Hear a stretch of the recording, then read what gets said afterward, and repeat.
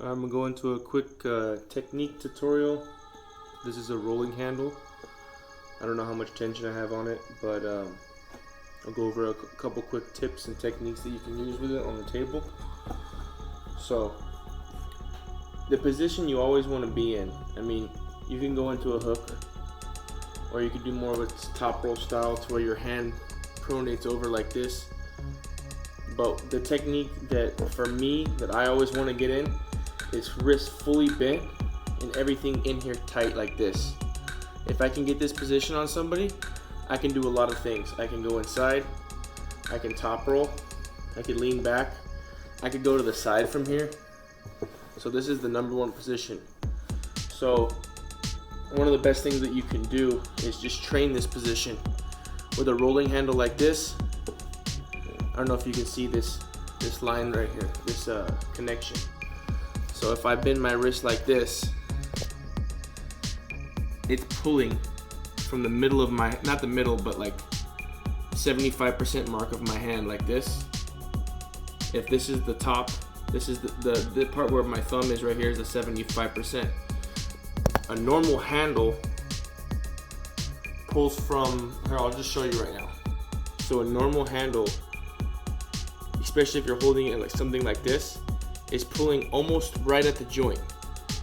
So the tension, you don't have to have as much tension to hold on to it. So it's a lot less on your wrist. I mean, you can do side pressure with it better. You could train your side pressure, you could train your back pressure fine, decent, or your curling back pressure fine. But the benefit of a rolling handle, this is an example of the rolling handles over there. If I have this in my hand, first I have a wider grip like this, so it's targeting my fingers more. But it's also, how I showed you before, the line of pull is right here, targeting by my thumb area. When I go to the top, it's pulling right into my fingertips, like this. And as I go down all the way, it's still near my thumb. When I'm using a handle like this, most of the time, all the force is right into this middle part. So when I'm here like this, the force is not in my fingertips, it's in the first knuckle joint right here, pulling straight into my hand like this. So it's more on my back and my bicep. The reason why this is important is if it's pulling on my hand like this, there's almost no tension on my wrist, even if it's up like this. The tension is all on my bicep. But with a bigger handle, and the handle's pulling up like this, the force gets distributed into your fingertips. But it also allows for a greater, I think it's called the moment arm. Basically leverage. If I try to break this thing, if I try to break this spoon from this part, it's impossible. But if I go to the top and push like this, it's a lot easier for me to bend the spoon. See what I'm saying? The same thing happens with these handles. If this is right here on your wrist, like this, all the force is going into your bicep. But as you hold it up here, if you're holding something up here like this, the force is on your wrist muscle. But that type of handle right there, the way it rolls, these things roll too, but if you notice, at the beginning, it's in my grip, and as it rolls down, it's just on my bone, basically. So it has its benefits because you can move more weight with this, so you can build muscle with it in your biceps and your back. But with the rolling handle, it targets your fingers and your wrist more efficiently because of the less moment arm, the less leverage you have to move the object. So the same exact weight, those 3 bands, will be amplified, causing a greater muscle contraction, greater muscle building platform for you, basically, because the force of tension isn't going into the bottom part of your hand, it's going into the top part. So now I'm going to show you some training that you guys can do with this. Alright, so the basic training that you can do with this is just to bend your wrist. and it's going to cause a much greater muscle contraction than with a smaller handle like this, even though with a smaller handle like this you can move more weight. So it does have its purposes, and maybe for side pressure this is better, because I've noticed when I use side pressure on this one, the pressure is in my palm, and when I use the side pressure on this one, I feel the pressure on my arm.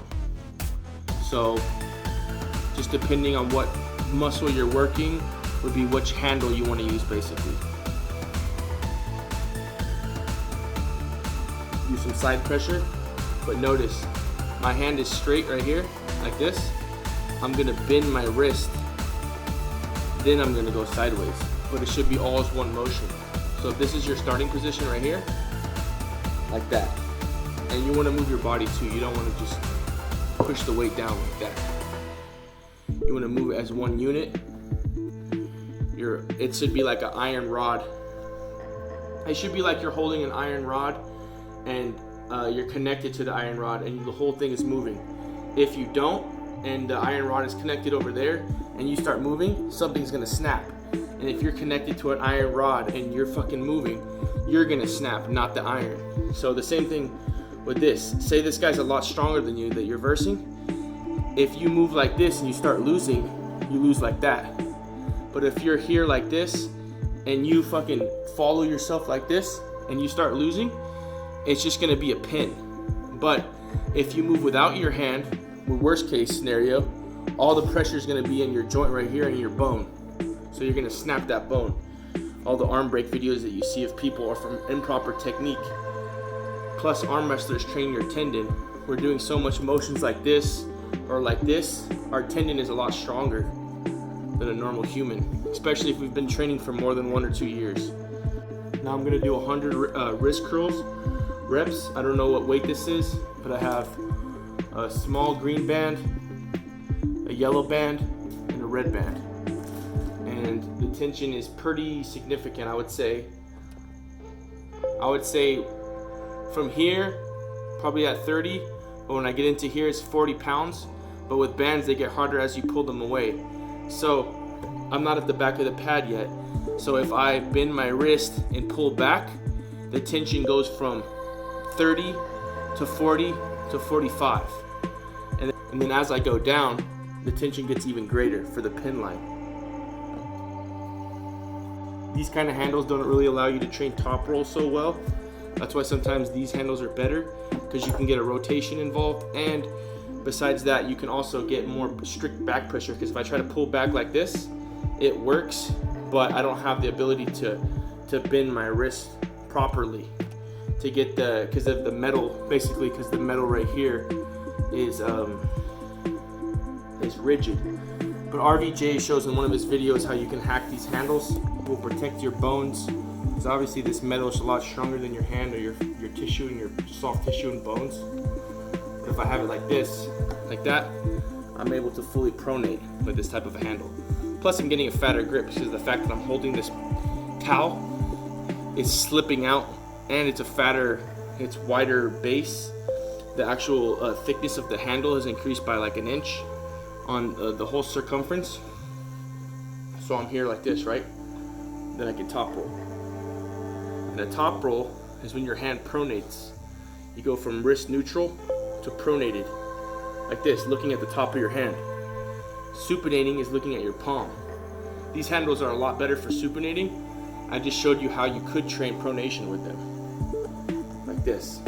They're not ideal, but the fact that this is such a fat handle, it's kind of simulate you holding some fucking huge guy's hand, which is what I need to do anyway, because I'm training in the heavyweight category. So this will simulate being able to bend your wrist with flexion again, with wrist flexion, with tension against your wrist muscle, and the fact that it's super thick in your hand is going to train your fingers more. So one more time, top roll, palm up, like that, hook, palm under, and drag in. Thumb under grip, it's a lot easier. Feels kind of awkward on your wrist, in my opinion. Thumb over grip, less awkward feeling in your wrist, but it's a lot harder to hold on to. It targets your fingers more. So check this out. Notice the line of pull is right in the middle of my thumb. So if my thumb's here, it's pulling straight back here. Another thing I like to do with these handles is I'll pull in like this and just do some static holds. There's a lot of time in arm wrestling, you try to move, but you can't because the other guy's trying to do the same thing on the opposite side, like that. So what ends up happening is you get into a locked position and you're both driving in or driving to the pad, or even just trying to lock everything up to tire them out like this. When you hold that position, you build the lactic acid and the muscle tension in the right areas. See how it's trying to slowly open my hand up like this? I have to fight that tension to hold it. High reps don't work with arm wrestling, which is kind of true because in arm wrestling you need to build strength. But what people don't realize is if you start with 1 band and now you're doing 5 bands and you're doing 100 reps with 5 bands and you started out doing 50 reps with 2 bands, you've gotten like fucking exponentially times stronger. So it doesn't really matter. In the long run, it might be a little slower, but you're building up your endurance and your strength. And then that's why you have an endurance day and a strength day. So 1 week, you might train strength for 3 days in a row. Then 1 day of the week, you might train medium reps. So you might go, if this is light for me, which isn't light, but this is like medium light. If I go medium or even medium heavy, then the next week I can do heavy, and then the following week after that, I can drop it all the way down to light. But eventually your light will become your heavy reps. So your light will become it'd be like the best way I can describe it is bench pressing. If you're bench pressing 500 pounds for 20 reps, you're not fucking weak. Your endurance is super high for those 500 reps. That might sound impossible, but this is just the best way to describe it. If you can get that to 600 pounds for 10 reps instead of 20, and then the next week, after months and years later, you get it up to 700 pounds for 5 reps, your strength has gone up. You've just been slowly increasing the weight and lowering the reps in the long run. And then once you can't go up anymore, say you're stuck at a number like 410 pounds and you can't get any more than that. Every time you try, you can't do it. You can't go up in weight. Well, you just go up in reps. Increase your muscle endurance, which increases your muscle size, which increases your strength. And then you use that strength to lift heavier numbers. Once you lift those heavier numbers, you use that strength to lift more weight. And the same thing can be applied with arm wrestling, can be applied with squats, bench press, curls, anything.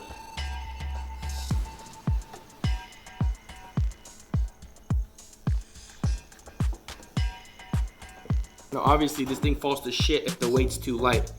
It is 5 pounds. I'm holding 5 pounds right here. If I do 1,000 reps like this, you're not doing shit. The best way I can describe this is like a math equation. I know a lot of people don't like math, but if I'm doing 5 pounds for 1,000 reps, my number is 5,000. As the reps go up, there is a drawback to this philosophy of high reps builds muscle. There's a sweet spot around 12 to 20 reps to build muscle in, and then you use that muscle that you've built to go into different realms. 3 to 5, 2 to 3. 2 to 3 is probably the best for arm wrestling, and then your 1 rep max. Because if I'm here on a guy arm wrestling him and I get him into a spot where he can't move and I can't move, if I can generate an extra 10 pounds of force like this with my bicep, or an extra 10 pounds of force with more, see how my wrist is already bent? If I can bend my wrist even more and get the match even closer in like this, and then use my back to drag him in even more and generate even more pressure, the match could be over. You guys could be similar in strength all around, but the guy who has the stronger number will win. And if he can't pin you at the very beginning of the match, right here, he tries to pin you, you stop him. Now the reps are going to come in handy, because who can hold this position longer, or how many, like say you have 6 rounds. If you're only strong for 1 round and you have no endurance, by the time the 6th round comes, you might lose everything, just like what happened in what's his called match with Coach Ray. I think that Mazahir was way stronger than Coach Ray. But Coach Ray had better endurance, switched his technique, and burned out the other guy's hand and realized that the hook wasn't working. So he switched it to a top roll. The guy's hand's already burned out. He wasn't able to contain with his fingers. The match is over.